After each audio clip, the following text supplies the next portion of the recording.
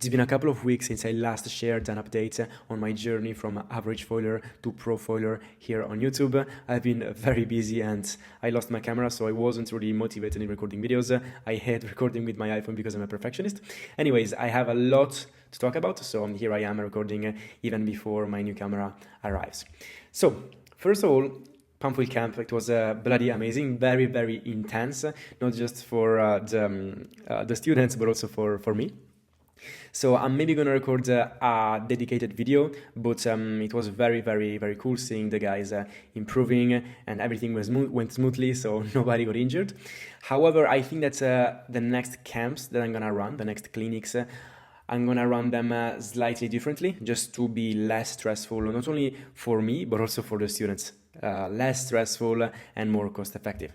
So instead of inviting people to a villa, to a place here in Cyprus or somewhere else in Europe, I'm gonna give you guys the opportunity to hire me. So for example, if you know that in your area there are 5, 6, 7, 8 people trying to learn how to pump foil, well, you can simply reach out to me from the email in the description, and we can organize a clinic like 4 or 5 days of pumping every single day. So that's we can make these group lessons, which is, in my opinion, even better than making just some one-on-one lessons for like 4 or 5 days. So that's how I'm gonna run these camps in the future, and of course we can do them in your location or in a nearby windsurf school, surf center, whatever. So in my opinion, this is the most effective way to organize it. So that's you don't have like travel stress. I don't have like organization stress. So everything, in my opinion, this way is smoother, and we can focus on actually improving pumping rather than organizing and everything. So that was my update about the Pamphile Camp, and thank you very much to all the guys who joined, because I really had a great time, wonderful time, beautiful people. I love the foiling community. Is always nice people. Anyways, the second news is that I finally got into wing foiling. I had my first session just yesterday, which was a disaster. I mean, I've never done any wind sport, so I'm yet to figure out how to use actually the wind. I don't trust the wing. I don't trust like leaning on the wind. I'm a pump foiler, so until I'm on foil, I probably don't know how to do anything. I think that once I get on foil, it's gonna be fairly easy-ish maybe to jibe and do this kind of other things, but until that point, until I'm just dragging and falling, it's a bit of a nightmare. I have to mention that yesterday's conditions were not perfect. The wind was very strong, like 25 knots or something like that, and it was pretty choppy. So perhaps I should go out and practice with my first steps when it's a bit calmer. Hopefully in the next few days the conditions are gonna allow to. Because it's cool, right? Pump foiling is probably still gonna be my favorite thing to do, besides of course wave riding. But we have lots of wind here in Cyprus in summer, so why not just stacking skills, right? Stacking foil-related skills. So yeah, I'm gonna keep you updated on that as well. I didn't have my camera and a videographer filming me, so I just asked people to take some pictures. Which I'm gonna place now on top of my face. And I wanna say a massive thank you to Windsurf City Cyprus, which is a very nice windsurf and wing foil and e-foil school here in Larnaca, southern Cyprus, because they are not only helping me out with winging, but they also helped me out with building the platform for the camp. By the way, stay tuned, because I recorded a video sharing how exactly I built that platform, which is very, very interesting, because if you don't have docks nearby, that's really the only solution for you to learn pump foiling without getting injured and without wasting your time. Because if you don't have a nice dock and the right material, you're gonna waste a bloody ton of time like I did, right? Anyways, that was it for wing foiling. Now, with that out of the way, let's talk about racing, right? Because as you probably realized, as you probably understood from this series, I'm going to attend pump foil sprint or slalom races, right? So where you start, you are like 101, and then there is a little course, and the one who reaches the end, or the fastest one crossing the finish line, wins. and I'm training for that. I am specifically training for sprints.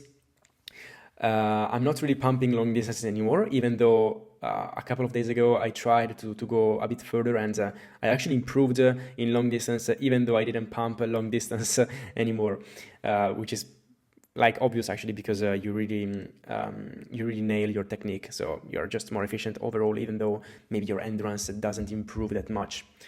Anyways, I'm still running and like do crossfitting and whatever it's called, and cycling. So I'm not like just doing a short efforts.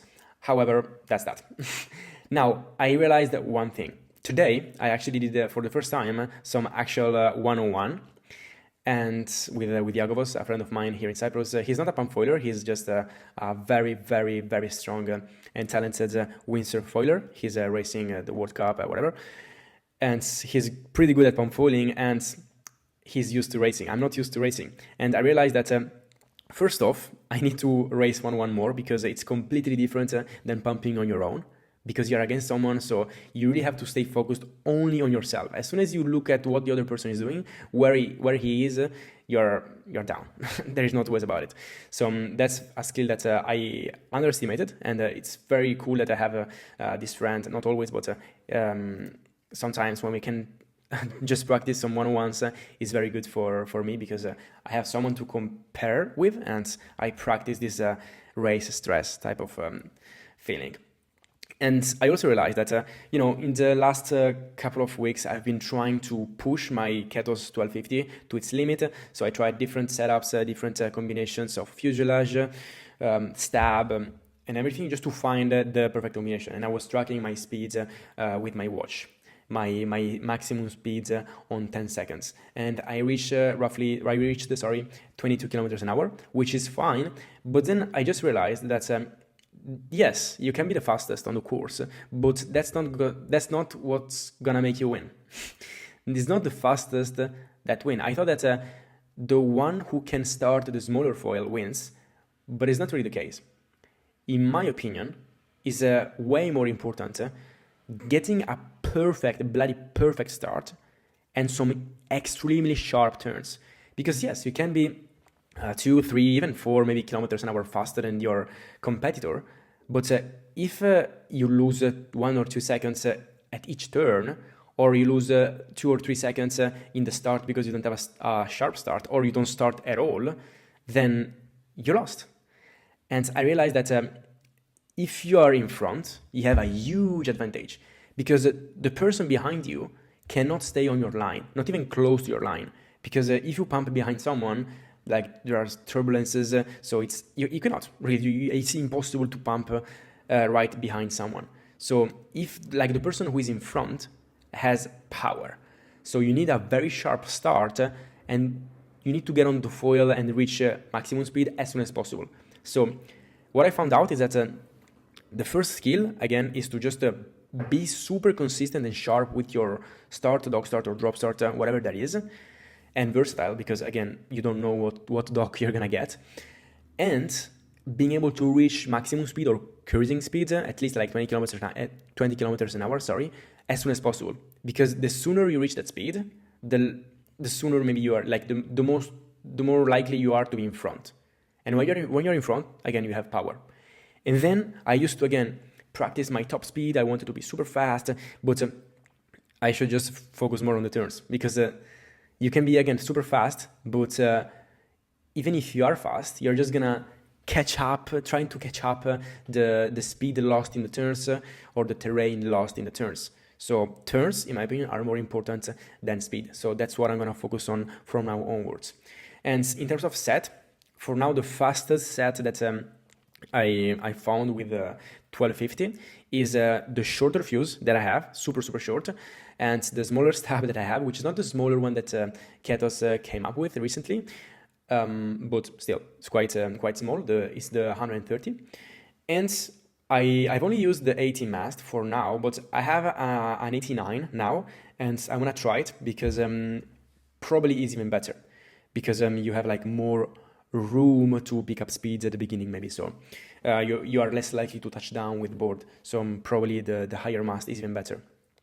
However, the problem with this fuselage is that it's very hard to turn. I mean, it's not that it doesn't turn, it turns like crazy, but because it turns like crazy, you have to be so extremely precise because a very, very small movement or weight shift on the board during the turn makes you like lose speed or get out of track or lose control of the board or the foil. My iPhone ran out of storage. That is why I absolutely hate recording with my iPhone. Anyways, I was talking about I talked to myself for like 5 minutes. Anyways, I was talking about the fuselage. Again, the shorter one, more advanced, so with less space from the mast to the front wing, less distance from the mast to the front wing, is definitely easier to accelerate. You're able to reach the final speed, like the cruising speed, the max speed, way faster, but it's very hard to turn. So I'm gonna try and be precise and practice with that one, but if I really see that the other one really still just turns better, the slightly longer one, less advanced one turns better, then I'm gonna stick to that one because turning is far more important, in my opinion, than speed for what when it comes to this kind of races. And since we're talking about gear, Ketos just came up with a whole new range of foils. Now I have here with me a prototype, one of the final versions of the new beginner wing that they came up with, and I'm gonna record a review on that one. It's probably gonna be tweaked a little bit still, but it's a very, very easy wing.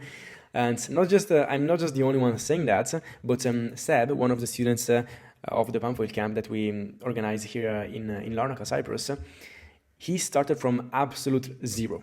And in 4 days, thanks to his ability to be coached, his ability to put into practice some guidelines, that foil and my advice, he was able to get really from zero to pumping 15-20 meters and having a very sharp Dockstart in 4 days, right? Which is pretty bloody insane. It took me 6-8 months to get to that point. So yeah, that was the goal of the camp, and this new beginner front wing from Ketos really, really helped. But again, I'm gonna record a video specifically on that. Extremely easy.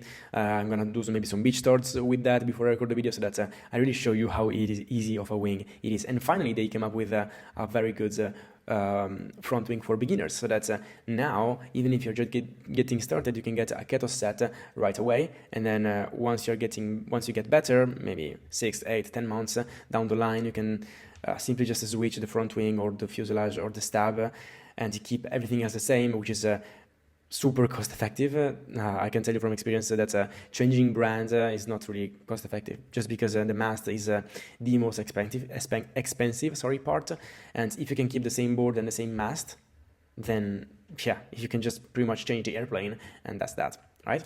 Anyways, that is for what concerns the beginner front wing, because you've probably noticed from their website or their Instagram profile that they also came up with a new range of downwind and high performance pump foiling foils, which are bloody insane. I haven't had the chance to try them yet, but I hope that I'm gonna be able to in the next few weeks, because they really look incredible. Now, they look incredible, but I'm not sure that I'm gonna use those to race against my 1250 Karve, because this 1250 is just amazing. Now I'm very, very comfortable starting and pumping this foil. Now, not maybe with the super short views, but it's just amazing. This foil, the 1250, the Karve 1250, is quite fast, still has a good low end, and turns beautifully because it has this curvy shape. This Kobun, it's called. The name is inspired from the super sharp Japanese knife, I believe. Anyways, they are bloody crazy. The aspect ratio is 14, so they are probably faster, more efficient, and more everything than my Karve. However, my Karve most probably still turns better because it has a less span, and again, this surfy type of shape. So I'm gonna try and put my hands on them so that I can try them.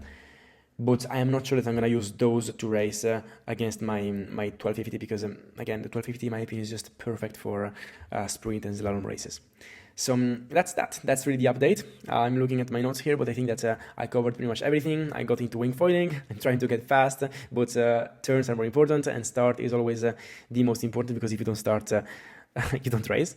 And again, if you'd like to hire me for 4 days to improve your pump foiling skills, I would prefer to do it in group, like I said. Between 6 to 10 people max. I really don't want to do more people, because then it becomes like I cannot coach all at a high level. And like just flying, just fly to coach one person is really not ecologic, and neither, right? So if you have, like, for example, 3, 4, 5 people in your area that want to learn pump foiling, well, simply reach out to me again from the email in the description, so that we can chat. Maybe I can try and find a couple of other people, and then I can come over and in your spot where you're most comfortable and less stressed, and it's easier for you to learn, I can come over and coach you, right? And even if you're in the US, don't worry, because it will be a pleasure for me to come to the US and bring some pump foiling even there, where maybe it's not super common over other foiling sports. Again, if I come to the US, I'm gonna try maybe and do some clinics in different cities, in different places in the country. But this is just like, I don't want this to become my full-time job, because I have my other full-time job, which thankfully can be done from anywhere in the world. But I still want to be able to reach you guys and help you out in your pump foiling journey. Okay, and that's that. Foil, camp, ketos, new wings, wing foiling. I suck. I'm gonna get better. And maybe after that, I'm also gonna get into downwinding, like the paddle up and all those kind of things. All right, one thing at a time. Cheers. See you next week.